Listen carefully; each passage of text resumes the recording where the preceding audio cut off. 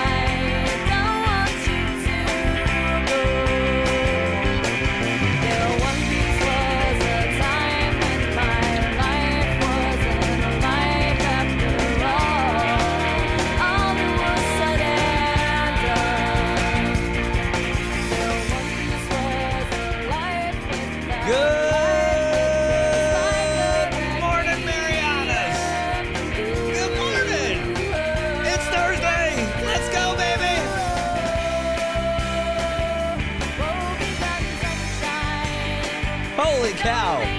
We are rocking. We are rolling. The morning is here. It is Thursday, and we are not messing around. We are here to have a great day.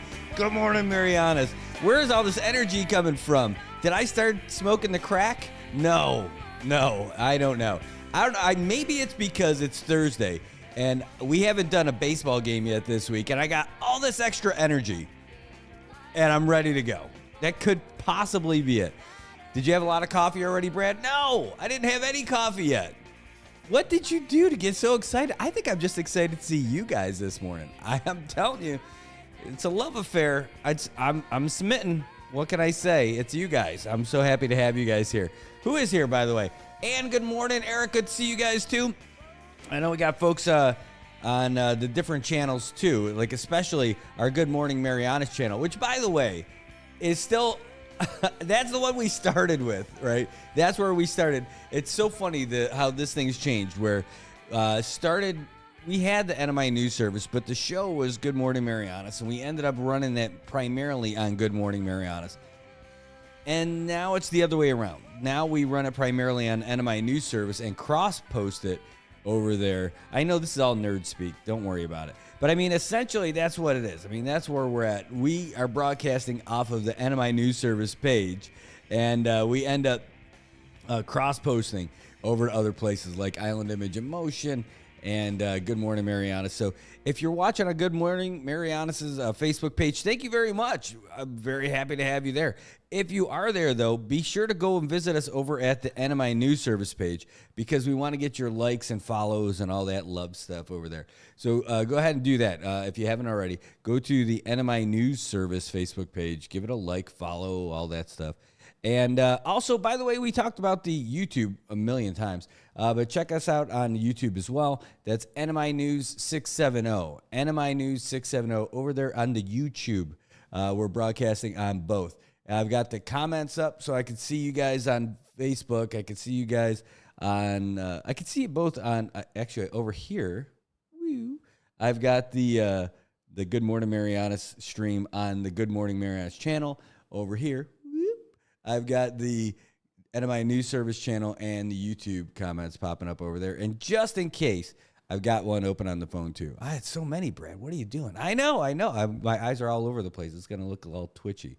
I'm telling you, it's not an issue. I'll be okay. I think I'll recover. I'll be okay. Good morning, everybody.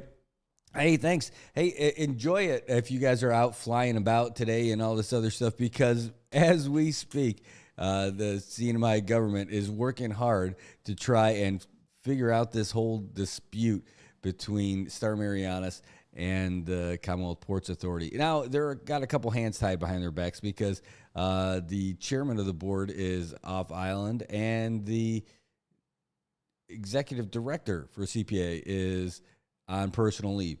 So those two guys, like two of the top decision makers over there, are out. At least with the executive director, he runs the day-to-day stuff and oversees that legacy team that's going to be there no matter who's the board or whatever, because they're regular civil service employees. But with the board, they're the ones who are going to have to make the big decision with what's going on with Star Marianas. And I'll tell you, it's not easy. And, I don't know if you guys are tracking everything that's happening back and forth with the Commonwealth Sports Authority and Star Marianas, but there's a lot. And it's not just them. There also includes the mayor's office for Saipan, Tinian, Rhoda. Well, not so much Saipan. Granted, that's not a dig on Saipan's mayor at all. At all. He's great. But what it is, it's more about, like with Saipan, they're really going with the governor's office and reaching out to the people who really depend on what's happening with Star Marianas, and that's the mayor's office in Tinian and the mayor's office in Rhoda. I mean, they absolutely do. So the mayor of Tinian ended up writing a letter back to Star Marianas after that intent, and that letter was pretty much saying, hey, come on, you're going to strangle us a little bit. We really need you. MOT1, there we go. And I'll show you. It's on the post. We posted all this stuff on the page already. So, I mean, this is all stuff that's easily available. If you go on our NMI News Service page, you're not going to be able to see it and the stream at the same time. Maybe, you might be able to.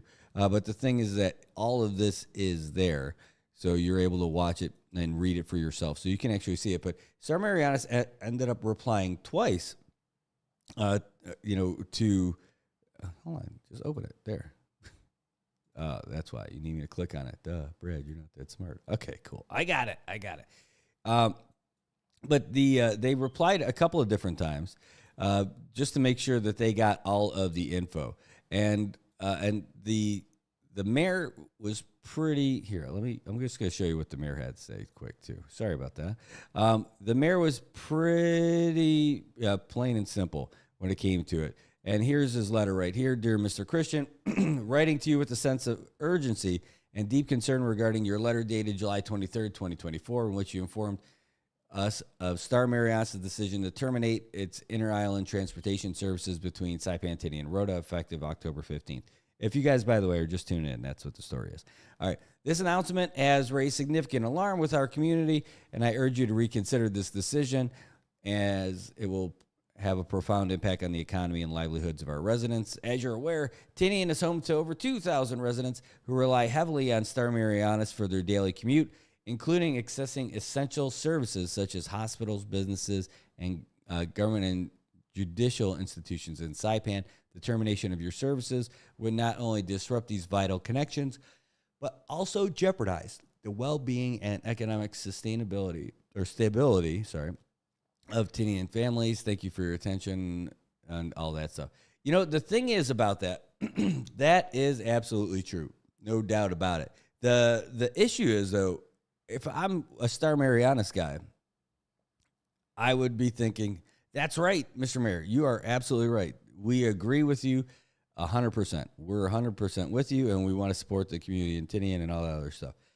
But it's almost like Tom Cruise in... oh, my goodness. Jerry Maguire. Help me, help you. I mean, that's it. That's what's going on. The letter from Star Marianas was saying, when they did that notice and intent to terminate services, wasn't saying so much as, hey, we're out of here, see ya, as, hey, we need some help. We need to do this stuff. Hold on, let me put a pin in this. Ben Watsy, I hope the Bandits natives play tonight, because we haven't had a game yet because of the rain. All right, let me take that pin out. Get back into it. All right. So Star Marianas is asking the mayors to work together with the governor and CPA to make something happen on this, because there clearly is a massive disconnect on some of these things. CPA says, hey, you guys owe us some money and you got to deal with it. Star is saying, hey, we're cool with paying, but your methodology is all jacked up. You need to fix that, because you can't charge us for things that we don't use. You're not supposed to charge us for things like ARF for a commuter airline. You just don't do it. And they are. And they're using Star to subsidize everyone. Remember, we were talking about the figures yesterday, right? That every year, Star Marianas pays Guam Guam's international airport. It's not like they have a separate commuter airport. They have the separate terminal like we do, right? Only theirs isn't a container. Guam International Airport charges Star Marianas every year $11,000. CPA charges Star Marianas every month with this methodology, every month, $66,000. That's why they're all up. That's why this is a big deal. How can you charge like $66,000? Now, granted, to be fair, that's for Saipan, Tinian, and Rota. That's for the whole schmear, right? $66,000 a month, where for Guam, it's $11,000 a year. So they're essentially, Star is saying, look, you're not supposed to charge the commuter airline to subsidize the entire airport. And the way the federal methodology is that you charge, you can't run an airport, like you can't run Rota and Tinian like full-on international airports if they don't have full-on international flights, and then charge the one and strangle the one airline that's doing stuff there with passengers. The other guys are just doing cargo, right? So, like, I get it. Hey, good morning to everybody. Thanks for going in. I see you guys are all weighing in the comments. I'll get to you guys in just a little bit, but it's really good stuff. See, there's a good comment that came in right there. This is from Representative Pro. Says, we desperately need essential air service again to help subsidize Star Marianas. Grateful to our only inter-island air carrier. Yep, that's absolutely it. So, and that was another thing, too.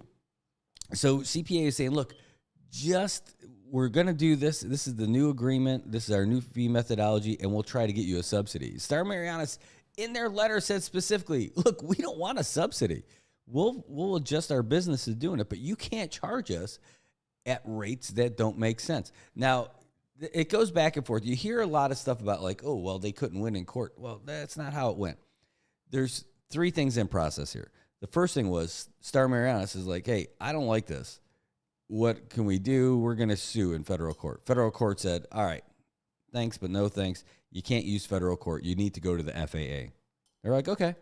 So FAA, they go to the FAA and do this, and they say, hey, guys, FAA is not the right place for this. You guys need to go to court. So that sounds a little like, wait, where am I supposed to go here? Court says I have to go here. No. So Star Marianas goes to the local court, and that's where all this stuff is going through right now. So the local courts are working on this. This is an ongoing thing about this rate methodology and everything. And so Star Marianas is basically saying, look, that's cool that we're going to figure this stuff out and everything like that. But, then CPA sends a demand letter saying, hey, you need to pay us like $1.2 million by the end of next month, or that's it. And then CPA says, well, you don't have to pay it all at once. So that sounds nice too, right?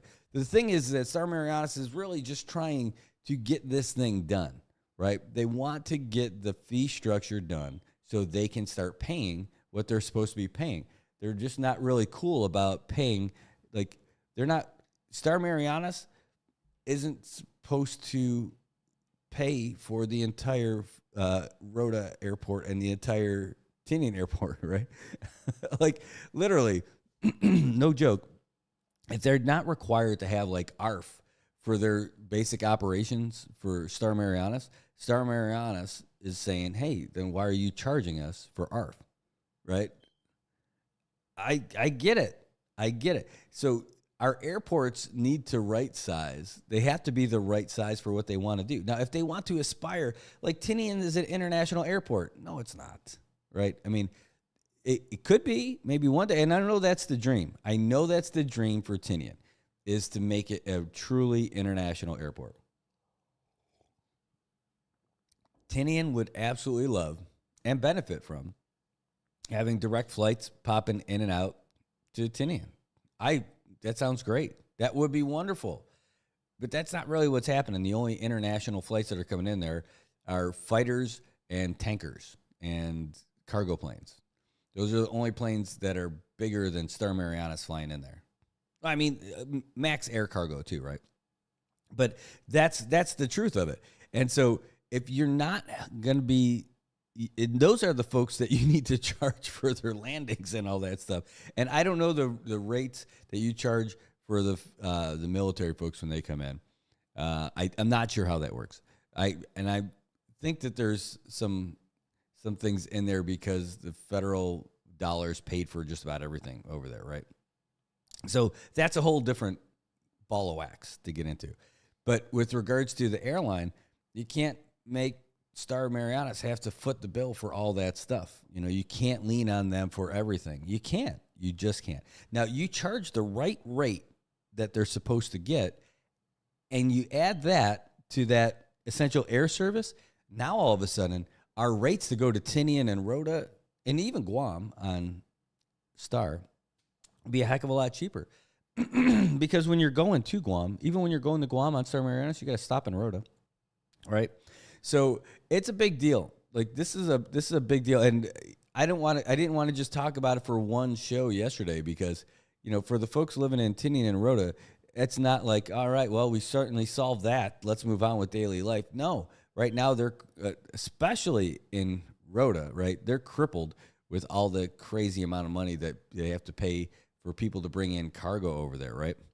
And in Tinian, though, it's a little bit different, but Tinian, this would be devastating to Tinian.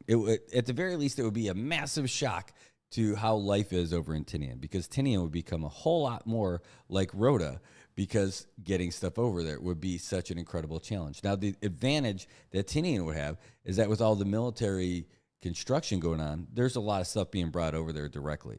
So they would start to be smart and bring things in another way, but that doesn't do anything for the people who want to go back and forth. They could talk about that fairy tale ferry as long as they want, but that thing hasn't happened. It hasn't materialized in years. Oh, we got a call coming in.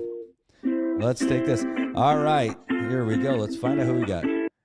Havde, good morning, Zantiro. This is Good Morning Marianas. Who's this? Yeah, good morning, Brad. This is Pilin. Hey, Piling, good morning. How are you? Fine. I hope you're doing fine too. I just want to share some things with all the issues that are going on there on our cinema. Mm-hmm. I may be a superstitious person, or maybe some would say I may be out of my mind, but I think all the bad lucks that are going on down there right now is what they did to our ancient gravesite elders there in Garta with the Best Sunshine Building. Mm-hmm. Our past our previous leaders and our present leaders should and everybody that were involved on disrespecting that gravesite should all come together and go over there and beg for forgiveness, because even up to now they haven't done anything to beautify that place. It's like they unearthed them and just put them in a septic tank, and that could be the reason that our cinema is sinking, because our ancient elders have put a curse on its people, and I may be superstitious, but I may be right too, and those previous leaders and the present should go there and beg for forgiveness. That's all. I want to share that, because our cinema is too much problem already. You're right. That's a great perspective too, that maybe they're not. And what's so interesting is that people have been talking about that for years. Oh, thanks, Peeling. We just lost you, but thanks for calling in and weighing in with that. Really appreciate your phone call. And thanks for watching. I'll tell you, though, I have heard some talk like that for a long time. And, people have mentioned that. It's nothing to discount. I mean, sure, I don't care. Some people might say, hey, that's not something. And they're like, hey, you got to be open to this kind of stuff, especially if you listen to the conversations that a lot of the local elders here are saying even now. They've been saying that the ones who are here now, not the Tautamona, right? That this is the actual, like the Manamco here, are older leaders and people who have been around who are a lot more tightly tuned with that kind of stuff. They have said that like ever since the beginning. Like that building's going to be doomed to failure because of the curse of the elders, for the disrespecting that gravesite. That's something that people have been saying for a long time. And, that's certainly something to consider. And they certainly wouldn't hurt to go over there and ask for forgiveness. Hey, I have to do it every time I'm going to go walk over to the tree line. You should probably do it when you're going to go do that with regards to IPI and that whole thing. That's one thing, Guam does some things that are, better than, or at least, I don't know if it's better, but they pay more attention to it. Maybe it's too late. Maybe they're just trying to recreate it. I don't know. But, whenever there's a big thing, like a big opening or a groundbreaking and stuff like that, they have like the local Sirahano, and they come out there and will say something before they even begin any of those projects or anything like that. And it's really, I thought that's pretty cool. Oh, geez, we got another call coming in. All right, here we go. 1 second. Holiday, good morning, Zentia Road. This is Brad on Good Morning Marianas. Who's this? Hey, good morning, Brad. How are you, brother? Hey, good morning. Ray. Yeah, Ray, how's it going? Well, you are speaking Hey, of... man, I'm fully healed. I'm waiting for my artist to do the third final touch on me, but I'll update you on that later on. Okay. The reason why I'm calling in, Brad, I was just listening about the Marianas, and last week I literally went out on social media bringing in an alternative idea, which I believe MPLC can be part of this, and the government will benefit. I'm talking about a ferry service, and if you've been to Washington State, that I lived there for almost 20 years, the ferry service there can service Keenan and Rhoda in an alternative investment with MPLC. How would the people of Keenan and Rhoda Saturn benefit in the domestic market economy? Prices will reduce. I mean, literally, like say, Star Marianas, Air Marianas is offering $50 one way to Keenan for that festival, and then that's $100 round trip. Now, imagine a ferry that can accommodate at least a minimum of 100 cars. You pay the toll of $100 round trip, but that's not only for one. You can park in your car with your whole family and come to Saipan or go to Rhoda, or vice versa. Saipan people will go to Saipan and Rhoda. Yes, it will reduce the car rentals. They do not need to be picked up at the airport. They can just drive off the pier and enjoy the scenery in all islands. And yet the economy in the local market will benefit, such as gas, restaurants, you name it, even in Rhoda. And then when they're going to go back, they can fill up their car vehicles with the stuff that they're being overcharged there, which will force the stores in all those areas, the islands, to reduce their price. I mean, this is just an alternative idea where now, will it work? I believe it will work. Why? Because we go back in our history, we've used the ocean as Interstate 5 in a sense.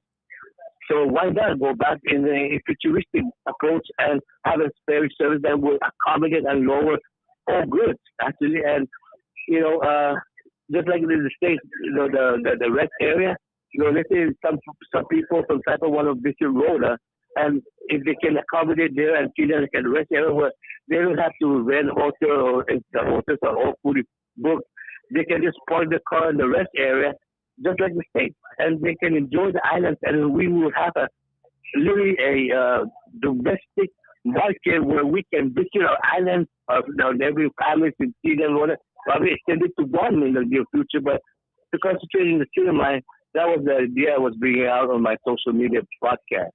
Man, that's a great idea. And, so I always think of like both sides, like who would say that that's not a good idea? I'm like, maybe the car rental places, but you know what? That's good for the car rental places too, because they're still going to get people that are going to come over there for business stuff, right? And this way it'll be easier for them to bring cars over. They don't have to pay all those shipping rates to bring them over. And then they also have to pay to get those things, the maintenance done. Well, if all you have to do is put it on a car and bring it over to the dealerships over here to work on it, because there's only so many people who can work on vehicles over there. But I love that idea about like bringing people over there. You just pack your car full of people and go over there. You don't have to pay for the individual ticket, right? Yeah. I mean, it's something never really. But it's about time we look at this alternative approach besides just air service. We should really accommodate sea service to the neighboring islands, and and in light of that, probably in the near future, we never know. We can even extend it to the northern islands where, let's say, they want to go off-roading, and anything is possible with the. If we all sit down at a round table and discuss the future of the cinema, not to, no, that's not good. No, we have to look at the approach. And going back to Joe Bentley earlier was saying about ITI.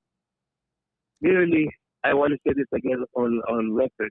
Tomorrow, I'll be having a meeting with the Korean Magog there in late afternoon, and we get back on roller because that approach that when she went to see the gaming commission in California, man, but since when did the government of the cinema and the people of the cinema ever were offered a 60-40 package investment to partner up with the people? And these people are indigenous of the Native Indians in America. Now, them wanting to invest here and take over, I say, that's like Korea went last year and brought back that unbelievable information that they only want 40% out of their investment, and we, the people, keep the 60 as our stakeholding approach to investment in the cinema. I mean, I do not understand why these legislatures do not want to see that happen and be fruitful for the people of the cinema to finally be stakeholders of the land that we own. Mm-hmm. Yeah, I'm with you. I think that's a great idea too. But I'm really hooked on this ferry idea.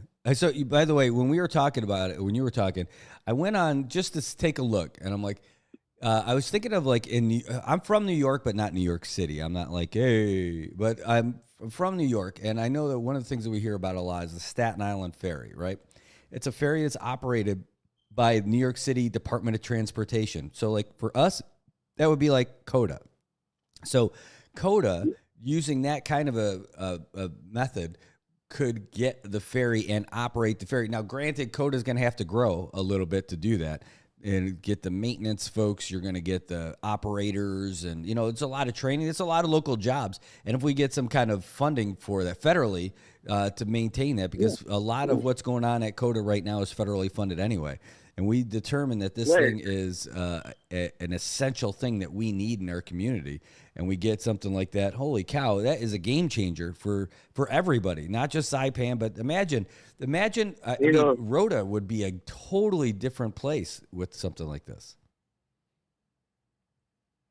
And just like the administration that got an MPLT loan of $15 million.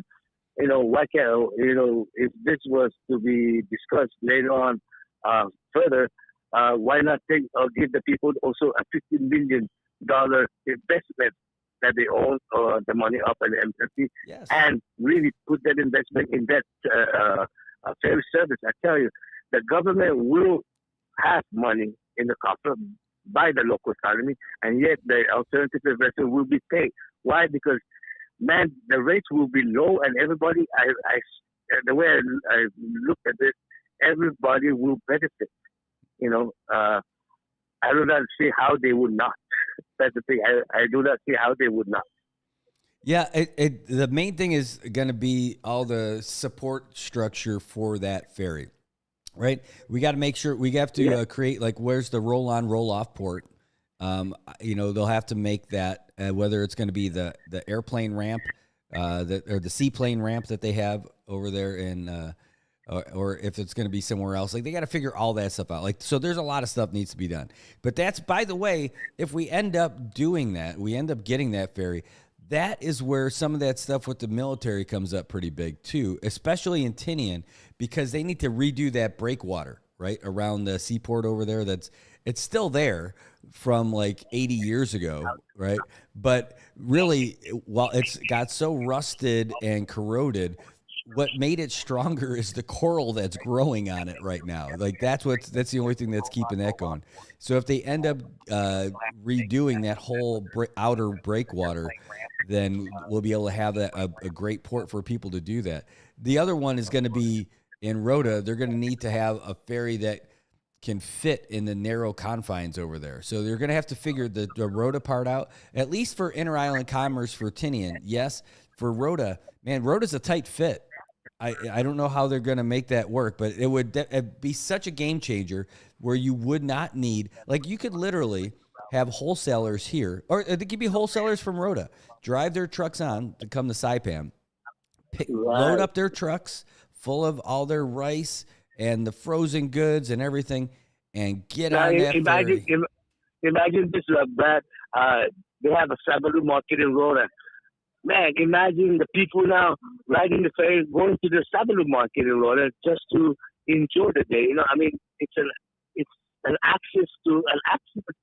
You know, oh yeah, and all that taro will be flowing to Saipan. Yeah. And, you know, it is something we never really looked at in the domestic market, but I really believe in this approach that we gotta think big outside the box if we want to survive, and especially in what would happen is really Marianas Air process. What happens then? Are they gonna bring all those dialysis patients and put them in the Rota Tinian Nation housing here? Are they gonna bring all those people that are really ill? Are they gonna? That's gonna eventually happen because there's no hospital services, especially in Rota, for dialysis units. So eventually, that's what's happening currently. People that are in dialysis in Rota and Tinian are being cared for here in Saipan, and they can't, you know, they have to be here permanently because if they do not get the service of their dialysis, eventually they'll die. So they at least they no other option, you know. Yeah. And that's that. Yep, and man, that's the more important part. You know, we're talking about the economy and we're talking about the ability to travel and all that, but really, you're nailing it with talking about the real important part about like the medical part of it, and you know, people getting essential services that they need from there. So that's a way better part of it too. And you know, one last thing before I get up here, the reason why, this is my personal perspective, why this government is holding back on the possible investment opportunities for Native American Indians is because once we hook up with Native American Indians, now we become stakeholders. Who then in the same will be those stakeholders? That's the thing that MPLT has to really finally answer, because there's two things happening. There's the Tautolo and the NMD. And these are the two issues that MPLT has to clarify, because once we become stakeholders, automatically, then again, this is my perspective, and I stand to be corrected, automatically MPLT has to release the money to all the Tautolo people here in the CNMI, and that is the dividend that we've been entitled for so many decades that they've never been even giving us a penny, which we are entitled to. And this opportunity will open that bridge for finally for us, the people that are still alive here, will benefit from that. And that, I believe, is the reason why they're opting out in entertaining Senator Corina Magosuna's approach, is because those would open these controversies here in the same way that we are putting out and addressing MPLT and the government. Yeah, you know, that's a tough one. Of course, it's a big issue. I know that's one that you're really passionate about, and that's something that I just have to kind of watch and see how all that stuff develops. I just hope that eventually they'll get that kind of stuff settled and discuss all that stuff. But you know, there's a lot of room for a lot of this stuff. You know, one of the things, especially like with you, right? Like I hear a lot of the stuff that you're saying a lot, and I see your posts and all that. But one of the things is that, you mentioned that it sounded really good about like it benefits everyone, right? I know some of this is the conversation that you're talking about like the Teotihuacano and all that. I get that, right? I'm not discounting it, right? I'm not discounting your take on it. But the thing is, if we end up getting that kind of a ferry service, it benefits absolutely everybody that's here. And I think for MPLT to get something like that going, I think if MPLT were to get that ferry going and get that stuff started, then and you make that initial investment, then those regular fees would go back into paying it off, and it pays for itself and all that. Eventually, and the Sudanese government will have its own money aside, besides the FLT being paid on an alternative investment approach. But the government will make money on the Sudanese coffer at the same time. That's the beauty about this idea. And on the last note, you're back to Joe's IPI issue was talking about. I just want to inform the people of the City Line. I am in talks, and it was recorded live with the Office of Insular Affairs, and the person handling the Beach Road project. There's three agencies: it's OIA, the Highway Safety, and FEMA. They're the ones funding this major project here in Beach Road that we all see today. Yet they are desecrating the ancestral, which we have evidence and a vision of video that has been forwarded to the Office of Insular Affairs. And Ms. Christina Boer Alfonso is the person I'm talking directly with, who happens to be the person in charge of the City Mine. And literally, to the people that are hearing me today, there is repercussion of all these that's coming, and they're just waiting for a report from DEQ, DECQ, DEQ, CRM, Department of Public Works, Parks and Rec, Illinois. This was told to me by Ms. Alfonso. So literally, they are looking into this, magnifying what I'm saying, because, like I said, if the federal government is funding this, are they going to be condoning such actions? They say no. Literally, that's not part of our the contract specified that any ancestral remains found, all projects should cease and desist, and the archaeologists should accommodate its ethical work on that. It takes about 2 days per skeletal remains to be literally excavated. But no, according to one of the employees there who recorded on tape, literally said no. They're telling us, and this is not just at near Surfrider Hotel, this is going all north, that the company supervisor, safety supervisor came over in front of the police officer admitted that this archaeologist instructed us to scoop it and bring it to Suzuki Park, and that's where I found those skeletal remains, man. You're kidding. Suzuki Park. That's terrible. Yeah. And all in the name of money?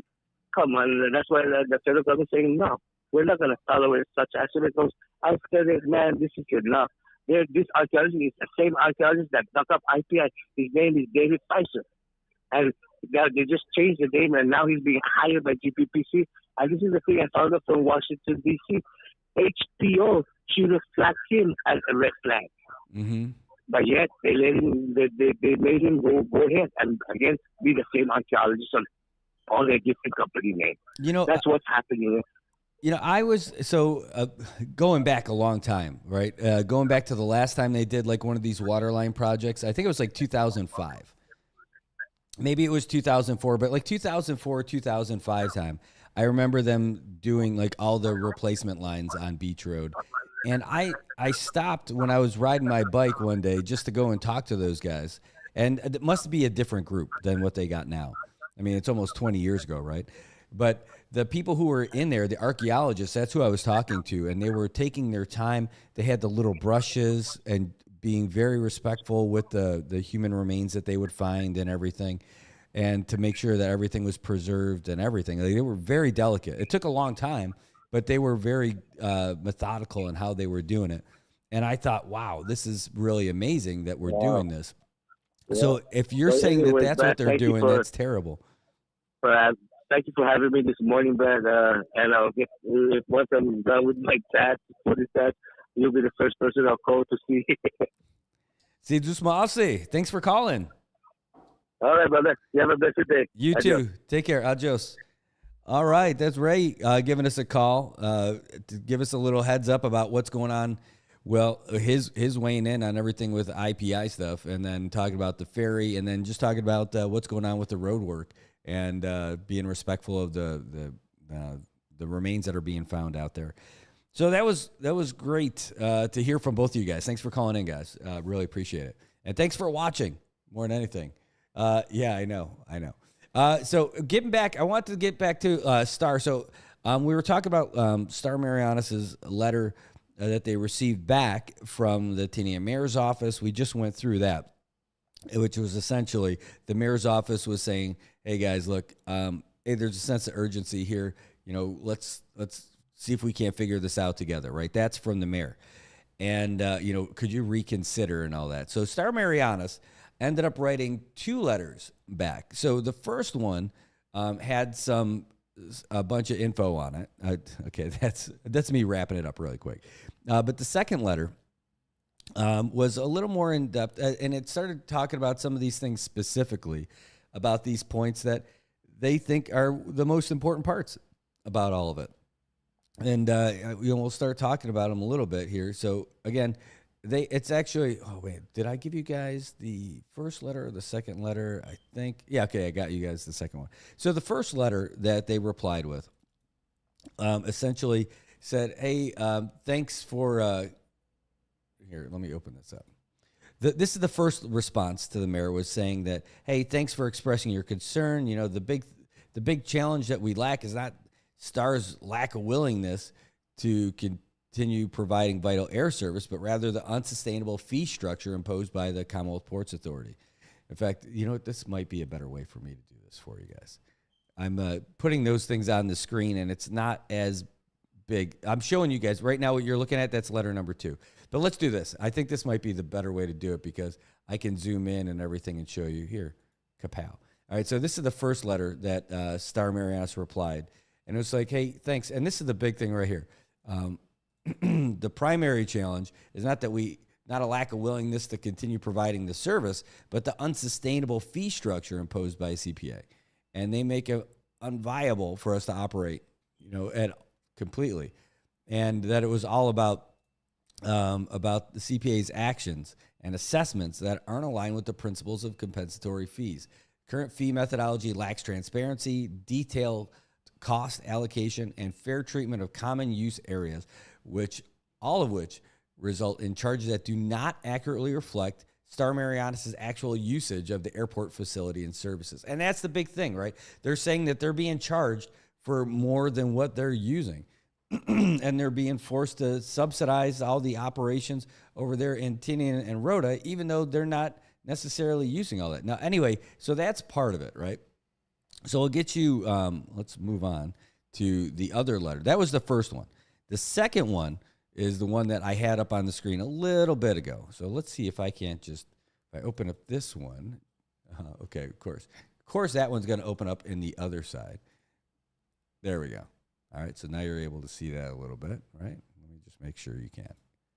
All right, so can I zoom in on this? I think I can. All right, so this is letter number 2. In the same day, by the way, the Star Marianas said, all right, well, we're going to tell you a little bit more. And they said, hey, thanks again for your concern and all that stuff, but let's clarify some of this stuff, because they want to hit it. So they're saying, like, here are the big points from Star Marianas, from their perspective. This is the perspective from Star about what they think the whole thing is all about. So, hey, look, let's break it down by CPAs. This is all, again, this is all from Star about like what they think is going on. So they say, hey, look, let's start here by talking about where we say CPAs think. So they're like, all right, look, CPAs, the public entity in charge of all the ports, right? Cool. CPA and the board members and employees do not invest their own money into the activities that they oversee, and the funds for building and improving the airports come from the feds. Got it. Also, CPA is a nonprofit, and their primary role is to manage that federally funded airport and seaport to ensure that they meet the regulatory requirements set by the folks who give them that money. And that CPA is tasked with providing suitable airport facilities that comply with aviation stuff. Okay, that's cool. So, again, this is coming from Star. From Star, they're also saying, look, hey, CPA's roles and responsibilities are these. To mandate or their mandate includes effective management of federal funds and ensuring maintenance and operation of airports at the highest standards. And they should only provide services required. Here, this is one of their big talking points here. They should only provide the services required or requested by the airlines. CPA's role is not to generate profit, but to support safe and efficient air travel. This is the big key. Now, Star's saying, all right, so that's CPA in a nutshell. So let's talk about Star's operations. So Star's saying, look, Star's a private airline funded by stockholders and creditors without federal funding. And as a for-profit enterprise, Star must generate an adequate return on its investors' money, justifying the risks. Okay, cool. Yep, it's like a business. They're talking about basically how they're structured. And Star's saying their operations have to adhere to all these safety standards, regulations to make sure that they provide safe and reliable air services to the public. Now let's talk about their roles and responsibilities. So Star aims to provide air transportation while ensuring profitability for its investors, involving careful management of costs and revenues, right? Like a business would. But unlike CPA, Star's ownership structure includes stockholders and a board of directors with a vested interest in the airline's financial health and success. So this is one of the things saying, look, hey, here's the big difference between CPA and Star. It's important for us to manage this money because it's our money. All right. So then they have another point talking about, here's the conflicts from this. The fundamental differences between the CPA and Star create an inherent conflicts, particularly regarding the management of airport fees and services. All right. So CPA's fee assessments. CPA has sought to increase and impose charges on airlines like Star without adhering to guidelines set for federal funded airports. And CPA's actions suggest it has an entitlement to revenue generated by private enterprises like Star, which contradicts CPA's role as a manager of federal funds, which mandates adherence to federal policies and fee assessments on private enterprises. All right. So, again, we're talking about this is the second letter sent by Star Marianas to Mayor Aldon and Tinian to try and provide their more insight into their perspective on what's going on with all of these rate methodologies and why they're talking about potentially ceasing their operations, right? So let's go right back to it. So this is where Bob Christian is explaining the operational challenges for Star. He says, hey, as a privately funded airline, Star relies on fair and transparent airport fee management to sustain its operations. Excessive or unjustified fees imposed by CPA jeopardizes Star's financial stability. He also says that Star's investors expect a reasonable return on their investments, right? And Star's management's fiduciary responsibilities are undermined by the CPA's attempts to divert funds through non-compliant fee assessments. Again, this is the big thing, right? They're saying that they're charging Star for things that they shouldn't be charged for. And so this is how he ties it up with a little bow. He says, look, this is how we're going to fix this out. He says, CPA's got to recognize its actual role at the airport. And Star has to comply with all the safety operations and trying to make some money too.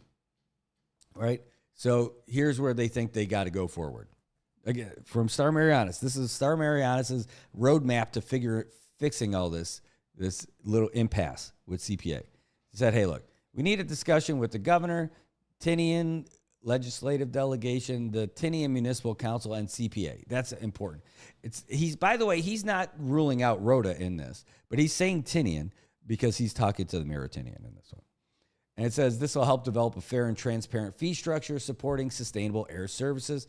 And then they need to ensure that CPA's fee structures are compensatory and justifiable, and so that they can help with the viability of airlines like Star. If Star is so important, they're saying, then we need to work together on these things.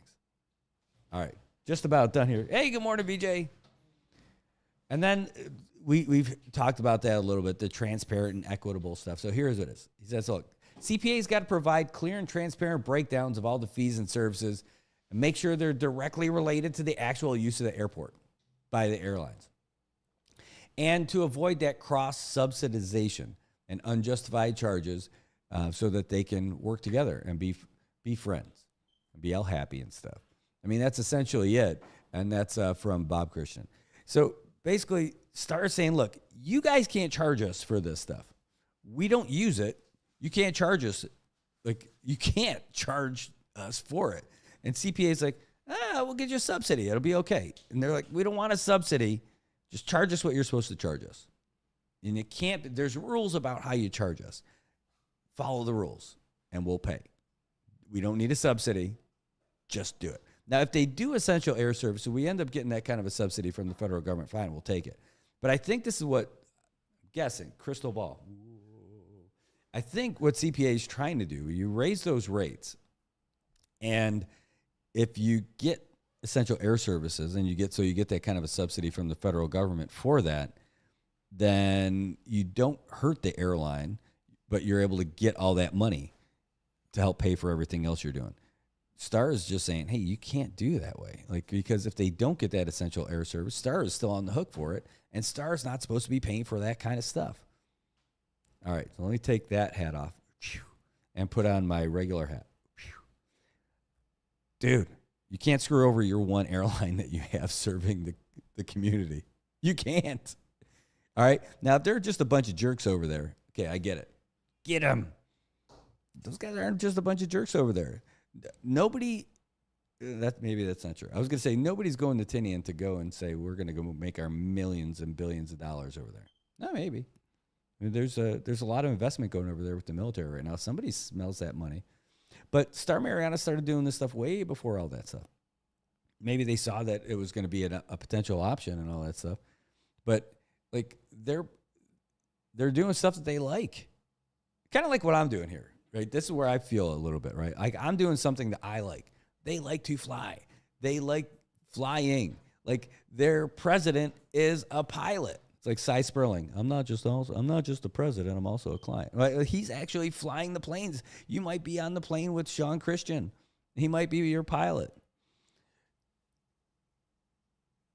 They like doing this.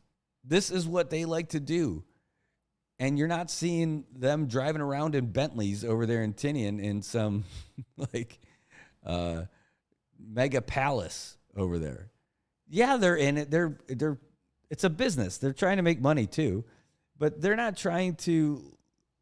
At least I don't know if they're to say it's fair to say they're not trying to, but they're not going over there and raking it hands over fists. I mean, I was going to jokingly say, like, well, they're not taking the helicopter to work every day, but they are flying. I mean, but you know what I mean?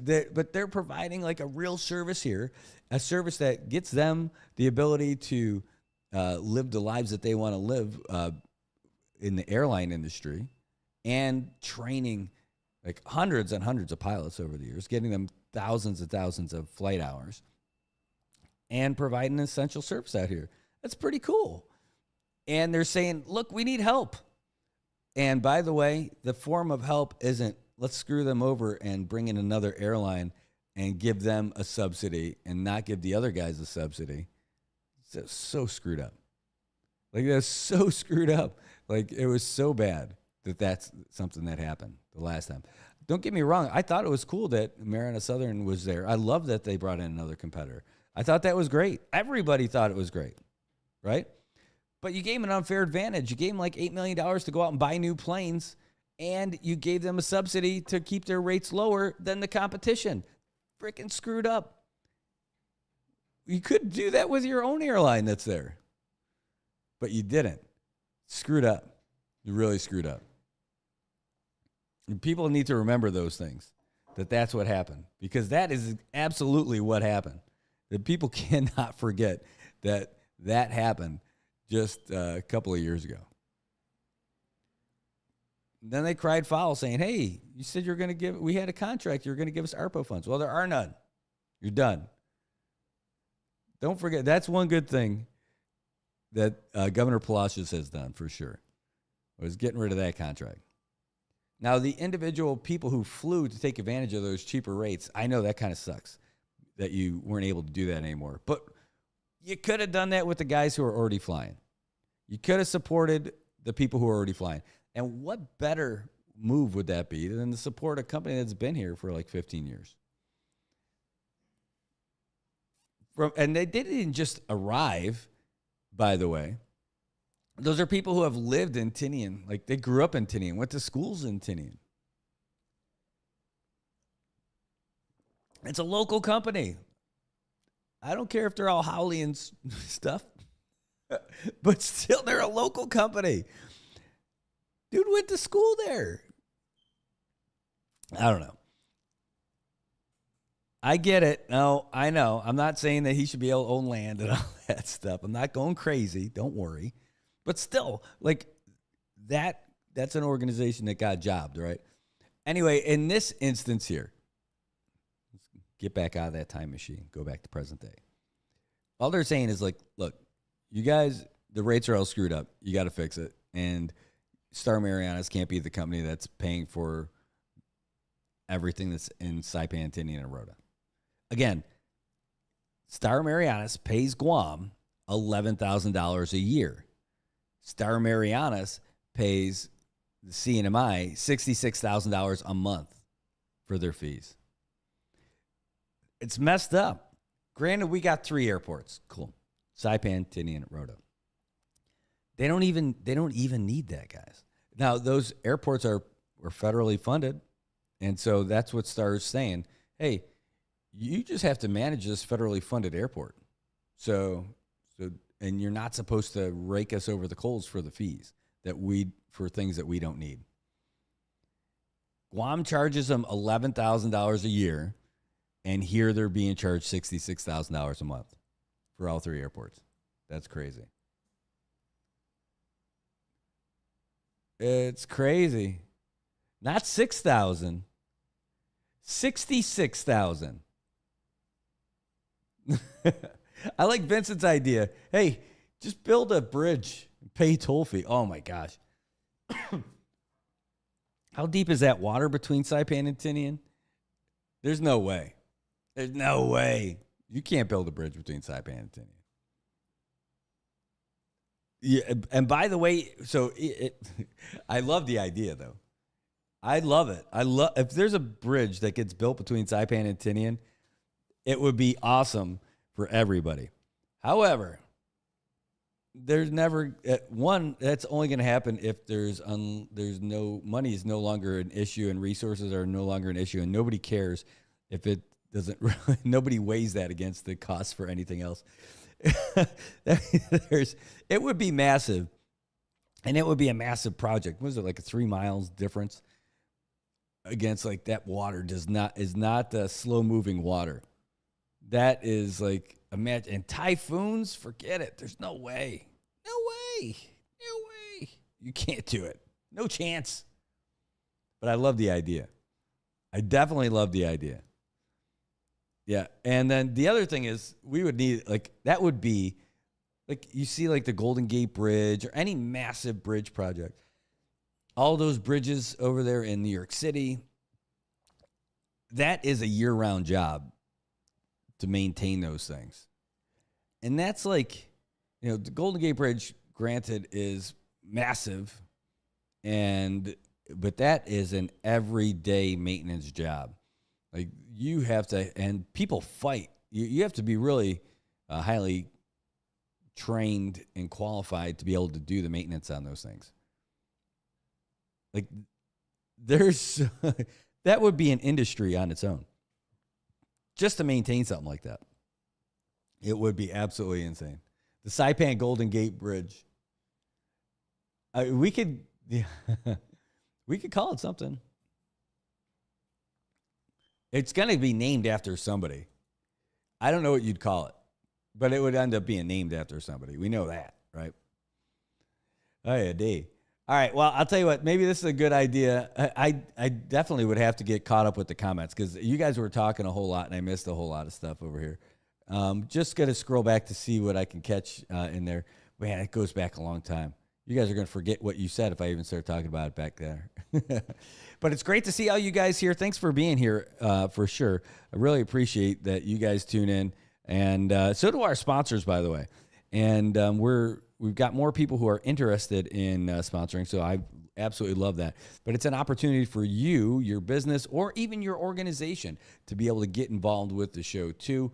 We've got all kinds of different packages that I have ready for you. Come.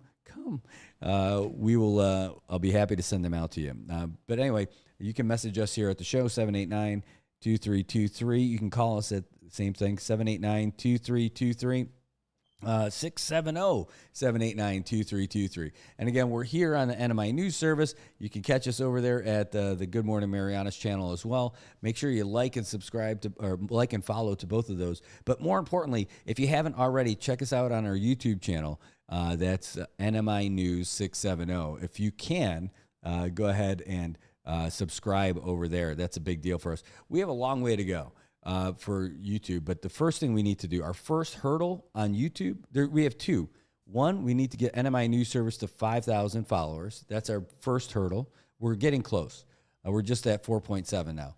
And then we need to get the YouTube channel to 1,000. Once we get to those two little hurdles, then that changes a whole bunch of things with the algorithms for Meta and for YouTube.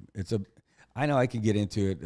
It's real nerd speak, but once we hit those milestones, then we'll try to get to the next ones. But once we hit those, things start changing for us in a really good way. The other one is our Instagram. You can check us out over there too, NMI News Service. We are over there as well. And if you could follow us there, we're starting to put more content over there. Not as much as, it's not as robust, I would say, as what you're seeing here, because, we're doing all the videos and all the stuff here, but we're getting there. We're finding out that there's a lot of people out there that aren't, that might not know us. Here, in fact, I'll pop us over there so you can see what it looks like. There's a lot of people that need to find out about us, and they'll find out about us through Instagram. Look at our puny little following. Oh, 169. That's not many. We got way more people on Facebook, and we even have more people on YouTube. So if you haven't liked us already or following us over there on NMI News Service on Instagram, just go ahead and do it. I mean, it's free. It doesn't cost you anything. And then you'll be up to date with everything that we've got going on, especially for things like the baseball info and all that. Baseball, the press releases. We don't broadcast live on Instagram because it's not a real, it's not as robust for doing that kind of stuff. I'd love to be able to do it to get you guys this stuff too, and it's possible. Now, there is a way for us to do it, but really, it's really kind of tough.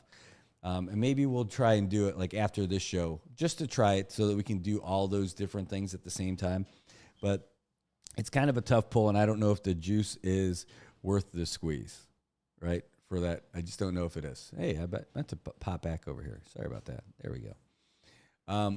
But anyway, so now you know. Those are the social media channels. So you got us at the NMI News Service on Facebook.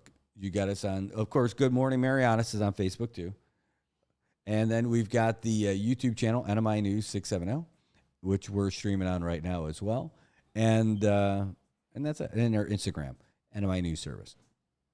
All right, guys, speaking of service, you can service yourself, get yourself all in great shape. Nobody ever walks out of the gym saying, man, that was a terrible workout. I feel terrible after that workout. It doesn't happen.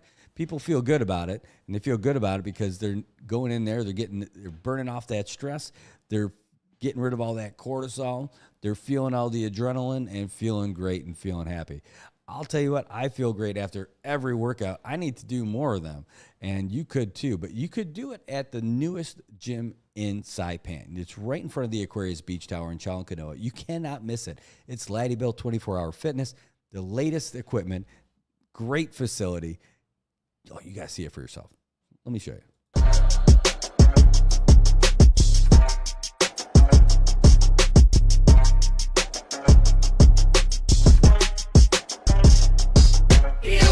Where discipline and vision is built. We lead by example, persistence to build. Be the inspiration, they witness approve. We do what we do by the rules in the book. Be a Lottie where discipline and vision is built. We lead by example, persistence persistent to build. Be the inspiration, they witness the proof. We do what we do by the rules in the book.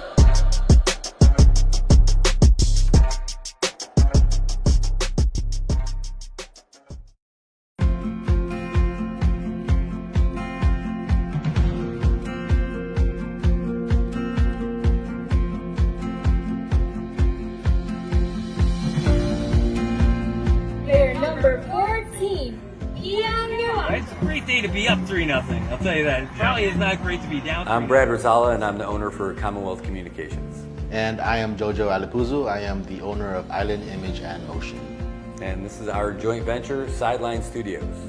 This whole concept that we have of doing all these live stream productions and covering news and doing live shows and everything, it wouldn't happen if we didn't have a great partner like IT&E, someone who can handle the bandwidth and provide it and then get us what we need when we need it, and then be a real partner for us for all the events, whether we're doing live sporting events, broadcasts. All of these things happen because of our partnership with IT&E. With IT&E providing us with the fiber and point-to-point and even the MBRs, it's just a great piece of equipment to use when we're broadcasting our sports, our events, our performances, especially our cultural performances. And it's just great to share our culture here in the Marianas with the world. And IT&E has been there from the get-go. The thing I like best about working with IT&E is how willing they are to come out and find a solution. Even for Liberation Day, we thought we had a pretty good solution for our live stream setup, and it turns out that we did not have the right setup that we thought we needed. That day, just before the parade, reached out to Paul and said, here's our situation. What do you think? He's like, we're gonna figure this out. While he's sitting there barbecuing, getting ready for the parade to start, he starts burning up the phone lines, calling everybody in IT&E, what can we do, what's the right solution? They left their families to do this stuff and get us the equipment that we needed to broadcast live. That's over and above, that's on a holiday, that's when he was out there spending time with his family. That's why IT&E is just the best, just really in touch with the people and the community. I recommend IT&E to everybody. Tell them the options are there, and you can choose whoever you want and then figure out what you think is the best.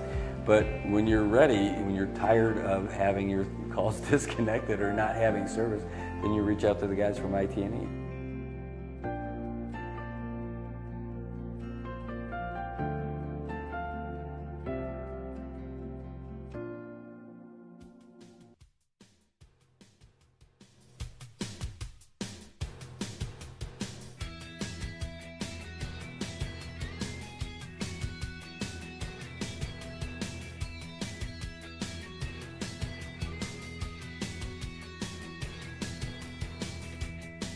Good morning, Marianas. And how about that for a little voice crack? That's right. I am 13 years old and just getting the voice cracks. That's right. Good morning, everybody. It is Thursday morning, and it is beautiful out here in Saipan. And it's a welcome departure from those rainy days that we've been having for the last three that have canceled baseball for 3 nights in a row. Oh, my gosh. What are we going to do with ourselves? It's difficult to imagine a life without baseball for all those days, but that's what we've been going through. Anyway, we're going to see if we can't get a baseball game going tonight. That's the hope. That's the dream. But in the meantime, it's 86 degrees out here at the airport, and humidity's at 75%. Scattered showers and thunderstorms throughout the day, but partly sunny skies, high near 88. 30% chance of rain. Hopefully, we win on that percentage. Hopefully, it doesn't rain for the rest of the day so we can actually do baseball tonight. That's the goal. We want to do it. The teams want to play. Natives and Bandits tonight. Are they going to be able to get at it? We're going to find out. We'll find out. Last night was an umpire's call after looking at the field saying, no, these guys can't do it. Now, the question is, did the umpires call it, or they're like, oh, man, I don't know if I really want to go and play today? I thought it was okay. I'm kidding. It did rain a little bit, though, around quarter after 4. That might have dealt us out. Anyway, there's going to be something happening today. President Biden's going to be giving an address to the nation this morning. It'll be 10 o'clock here local time, and we're going to bring that to you. Actually, you know what? Hold on. Let me change it. I had that. Holy cow. Did I miss that? No, it's going to be 8 o'clock, I think 8 p.m. in the mainland. Let's find out. It's 8 p.m. in the mainland, so that's going to be 10 o'clock here. Yeah, that's right. I'm like, holy cow, is it happening right now? No. Good. But we are going to broadcast it here. So if you see that we're going to go live at 10 o'clock, that's what it's going to be. And this is going to be the first public appearance for President Biden since he decided to withdraw from the presidential race. And you know what's really interesting about that as well is that there are people calling for him to step down now. They're like, hey, if you can't run, then why are you still there? Like, let's not get ahead of ourselves, guys. It's July.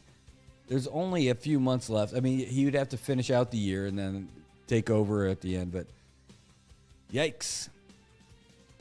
I'm not really looking forward to the Kamala Harris administration. I'm not. Sorry. Hey, I mean, we're picking sides and all that stuff. Hey, Dave. I know. I'm not a party person when it comes to politics at all. But I don't like, they always say, like, how do you tell if a politician's lying? Oh, if their lips are moving. I know. But I don't like her in particular. I put her just like Hillary Clinton. I put them in the same type of person. I'm just not a fan. Just not a fan. We can go into the specifics of all of it, but let's do something else first.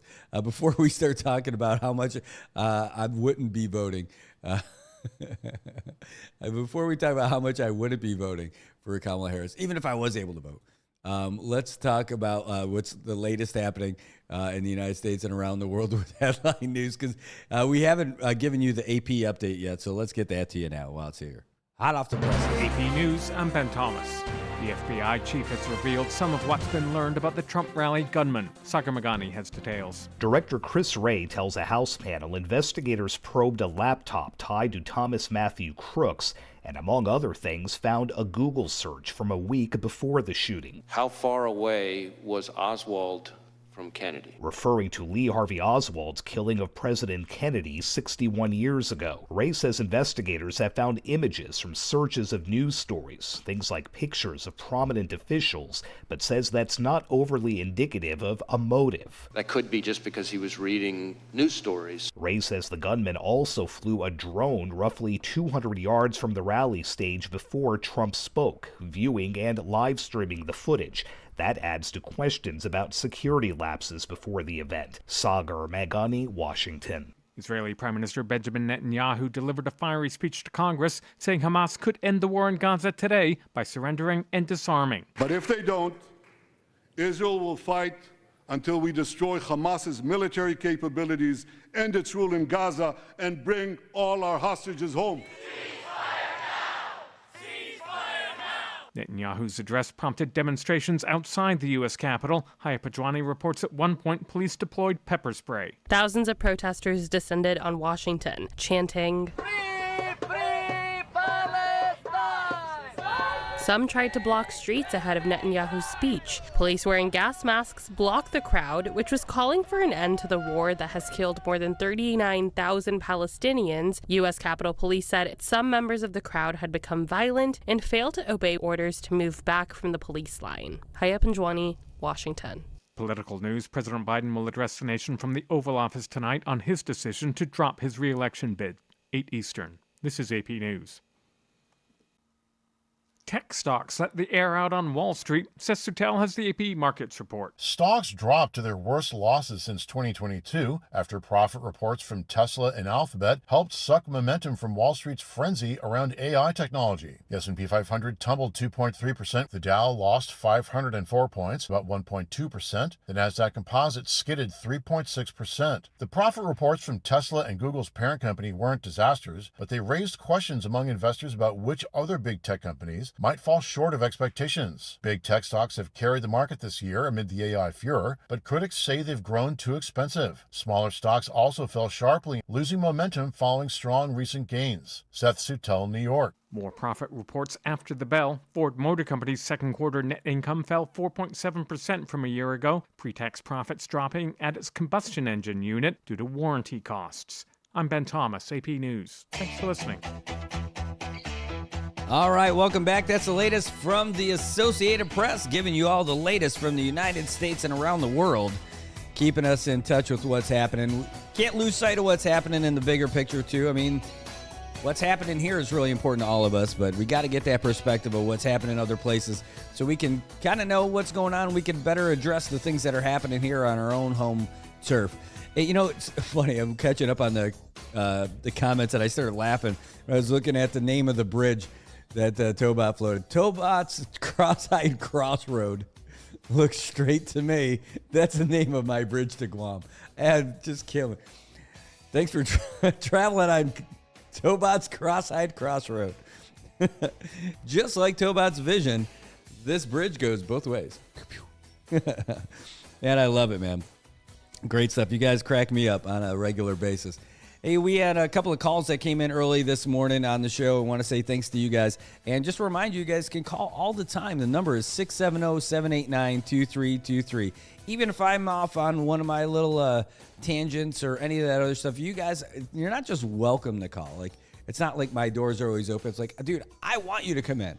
I want you guys to call and share whatever you got going on, whether it's you can talk about your personal stuff, you can talk about your professional stuff, you can talk about your agency stuff, you name it, we're here for you. That's what this thing's all about. It's a community-based show. This is for us and talk about the things that are important to you. And the things that are important to me might not be the only thing that's important in your life. It shouldn't be. You've got your own life going on. So call in and let us know what's going on. You can message us on WhatsApp. You can message us right there in the page, in the comments. You name it. Like, that's it. And you can't expect me to know everything.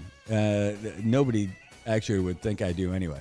But I definitely would love to talk about whatever it is that you guys have going on and get your opinions on the stuff I'm talking about. You could call and say, Brad, you're full of Sakati, like, forget it. And you don't have to say Sakati. That happens, man. I'm telling you. Sometimes you just got to have a little adjustment. You got to know if you're on the right track or not. And I'm okay with not being right all the time. Just don't tell anybody that lives at my house, all right? They got to know that I'm right on everything. That's how it works. Also, I want to say thanks to my sister-in-law. You like this shirt? So soft. It's a new polo.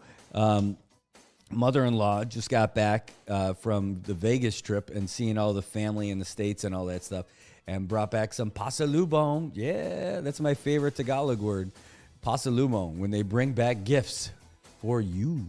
And so this is a nice polo. Just took it. I didn't even wash it yet. I just put it on because it just felt so soft. It's like a nice little hug. Ugh.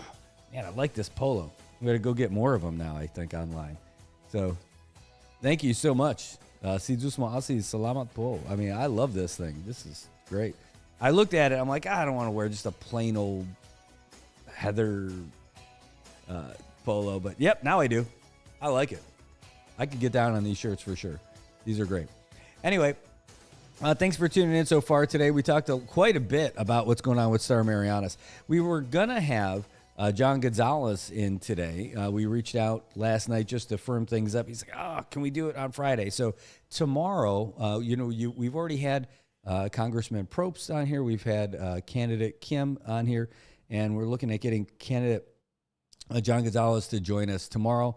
This is just part of what we're doing, trying to get our candidates who are running for the U.S. congressional spot, trying to get everybody on there so you can hear everybody's points of view on these things. And, it'll help you if you don't know who you're going to vote for already, maybe these are the things that are going to help get you there, to get as much info as you can from these folks. And also, just to be fair, to make sure that everybody has a fair chance to get all their info out there. I mean, that's important to me. All right.